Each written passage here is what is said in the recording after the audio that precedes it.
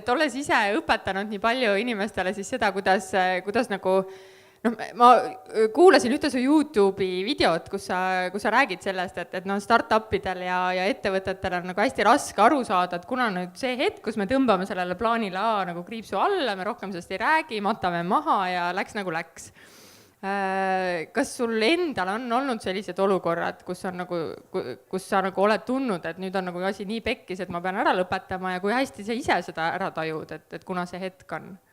Eks see tuleb tavaliselt hiljem, kui ta peaks. ma olin ühe Soome tehnoloogia ettevõtte juht ja iseenesest minu roll oli selline, et tõsteti raha, tehti mingi äge asi siin, praegu see turul ei lähe, aga positsioneerime selle ümber, make it happen, remake, relaunch, refinance. Tule sisse, eks, et sina pead ainult seda müüma, nii-öelda seda uut asja. Et okei, fuck it, I can do it. Et oli huvitav asi, väga innovaatiline, sisuliselt lisakiht nii-öelda päikesepaneelidele, mis tõstis päikesepaneelide efektiivsust 15–20%. Tundub nagu mõistlik. Nagu elekter, eks, see on raha.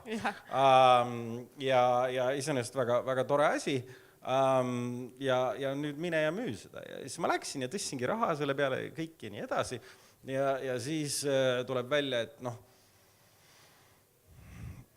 ma tegin juba lepingud mingi Shotiga ja mingi Asahi Glass ja need kaks ettevõtted kokku on juba mingi 80% maailma klaasist, mis on üldse kasutatakse päikesepaneelidel ja siis juba esimesed nagu sample'id lähevad välja, juba kirjutame alla lepinguid ja nii edasi ja siis esimesed tulemused on, et et ongi 15%, aga miinust.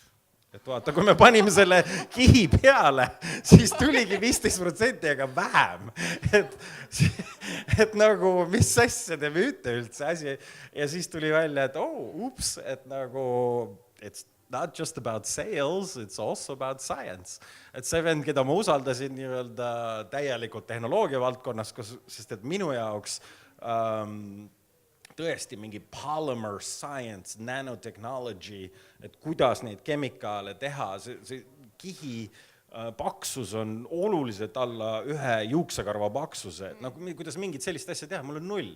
Ja sa usaldad täielikult oma seda teadlast seal kõrval, ja tuli välja, et sorry, et ma ei mõtlen selle peale, et nad lasevad ju selle ahjust läbi ja siis see nagu küpseb ja siis see läheb nagu pruuniks. Pizza.